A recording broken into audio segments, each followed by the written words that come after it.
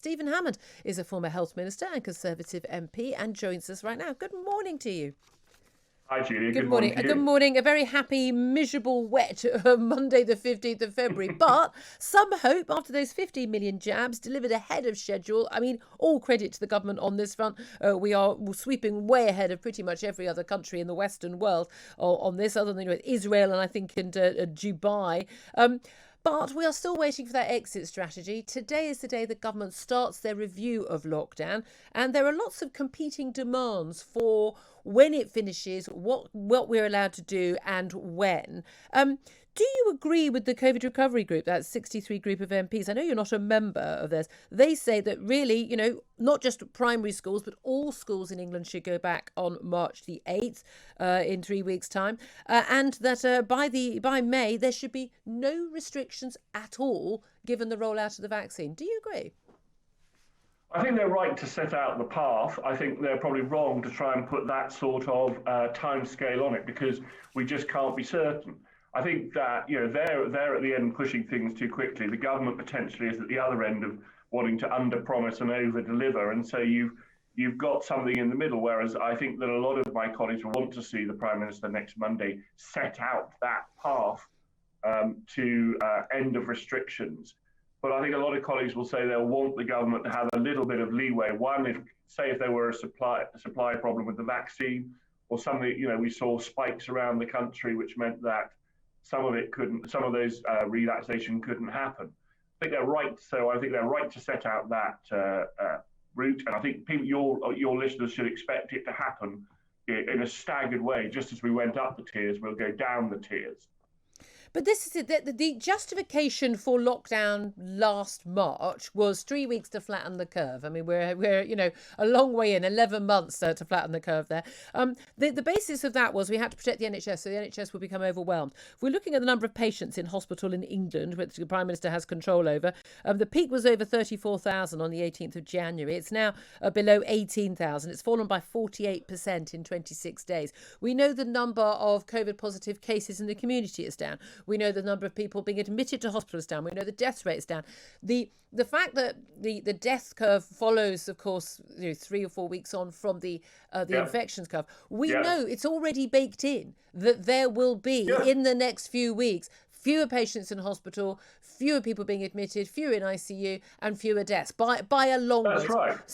So on what basis, even if there was more spreading of a new variant, even if there was a slowdown in the vaccine supply and the number of jabs, there would still be no justification, because the justification given for having the lockdown is so the NHS isn't overwhelmed, but the NHS won't be overwhelmed. By March the 8th or the middle of March, you're absolutely right. And how the infections. Stephen, you're cutting in and out. Not quite sure if you've touched something there on your phone. Can we persevere? Sorry, is that better? That's better. Yes, keep going. Yeah, I was using all my hand movements here and realising you can't see me. But so you're right about the path in terms of spike in infections, spike in hospitalisations and how they decline. And I think by mid to end March, definitely the number of hospitalisations and deaths, thank goodness, will be down. Therefore, what I'm saying is I think it is right the Prime Minister should be setting out that path. It's just that I'm a bit more cautious than my colleagues in the CRG about how quickly that, I'm not sure we can say by the end of April every restriction should be off. What I'm saying is I think the Prime Minister set out that path. So I think by the end of April, it's highly likely that we'll be back to where we were last October. So, family groups inside, rule of 6 outside, potentially rule of 6 inside. But why? Why would we have any of those restrictions? I think by that stage, as I said earlier, Julia, I think that we need to be overcautious. I don't want ever to have to go back to another one of these lockdowns. And I think what the Prime Minister is baking in, as I said, there might be a supply, there might be a vaccine supply. It was partly about getting enough people vaccinated so the R numbers down, which protects the NHS. It's about protecting the NHS and getting those hospitalisations down. No, but we don't need to protect the NHS anymore. And I realise that people in the NHS are doing fantastic work and they're working long shifts, dealing with people in ICU. But we know that we've already got baked in those numbers going down. We also, let's not pretend that we haven't been in a seasonal peak as well of this virus. And around the world where there's been lockdown or no lockdown, we've seen a peak and then we've seen it plummeting down. But this is the thing. There's this idea that we should be cautious about relaxing lockdown.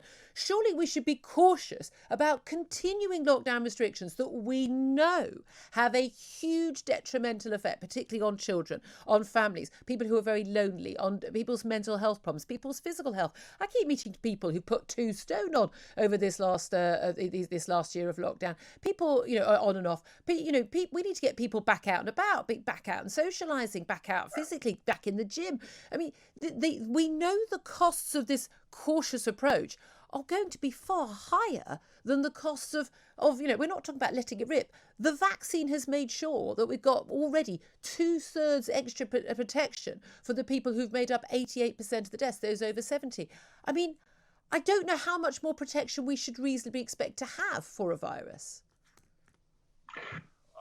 As I've tried to say to you, I am not disputing we shouldn't have that route, and I'm not disputing necessarily how it's going to happen. I am just saying that I think that some of my colleagues just demanding it by the end of April might do better to say, there may be a slightly different timescale. And part of that, I think, is that as we come out of this lockdown, you're right about all the harms, although, some people like me have actually lost 12 pounds during this lockdown. Yeah. But I mean, I absolutely expect the problems on mental health.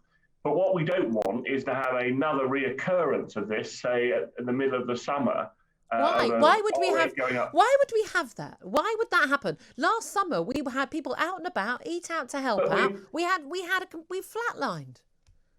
Yeah, we flatlined, and then over the autumn, seasonal endemic virus. Yes, and it's going to happen this autumn as well. This autumn, we will see more people dying from COVID than in the summer. Yeah, and then we require boosters, and you're right. But the question is, we may see more people like we do with flu every year. The question is, we don't want to have a lockdown. We want to make sure that... we don't. No, I'm not having that language on my show, Stephen. We never have to have a lockdown. It's a political decision. It's not a moral imperative. It's a political decision. Sure. But the political decision we want is to make sure that, as you say, people can continue out and about. We want people to make sure the economy remains open. I don't want to have another situation where we're shutting down. And I'm prepared to have a slightly more cautious approach than some of my colleagues to make sure we can release those restrictions and never have to put them back. And all I'm saying, I'm not disputing with you that we need that route out, and I'm not disputing it should happen at a relatively rapid pace. It's just I'm saying that their demands by, this must end by the end of April, it may or may not be the right time. I'm not saying we shouldn't have that route back. What I'm saying is I think we should just be a little bit more cautious about putting dates on it. Yeah, okay. I mean, again, seems to me if we've got dates on when jabs roll out, we should have dates on when we come out of lockdown. Let me ask you about whether or not we should have a date on whether we do or don't get vaccine passports. Big debates over the weekend. And Tony Blair, the former Labour Prime Minister, saying we should move to vaccine passports to allow international travel. Now, it may be that some countries demand that you do have to have proof of having a vaccine to get in the country. That will be their prerogative. We can choose, therefore, not to fly there or to get a vaccine passport and do so. But there's also some talk about people needing a vaccine passport to prove with an app on their phone that they're safe to go into a pub, into a restaurant, into a supermarket even, into a theatre. Should we go down that route? I think it's going to happen, not whether the government regulates it or not. I think simply getting back to normal life. If you're a pub-owning group and you say, actually, to get more people in my pub, I want you to prove you've had that vaccine because other people won't come unless we can prove that. I think it's just going to happen. I don't think it's a matter of the government. I think market forces will be so strong that people will need to show that they've had that vaccine. And so you can say, I don't want the vaccine, but it may restrict what you're going to do. I don't think it's a question of the government regulating it at all. I just think, airlines will say, well, if you want to come on my plane, and that's their choice as much as it's your choice to go anywhere, you need to show something. If you want to come into my pub, you need to show something. You don't think that those publicans will be desperate to get customers back in? I mean, given that, I mean, what about the case where we've got a situation where people over 70 or even, my group, I'm in the group 9. So I'll be vaccinated before my husband who's 48.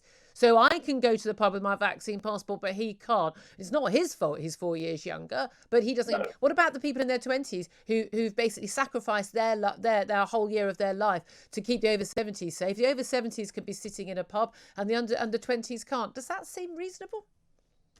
No, it doesn't. But there are lots of things that aren't reasonable, and I think the key thing then is to roll out the vaccine. I'm not saying the trouble is I don't see how you stop it. Do we say to everybody Yes. until everybody's vaccinated, you can't have anything opening? And so some people may say I'm not going to open things. I'm just saying I think the market forces will dictate this. I think it's just going to happen. Again, the government can say no. You cannot make that requirement. It's totally within the power of the government to do that.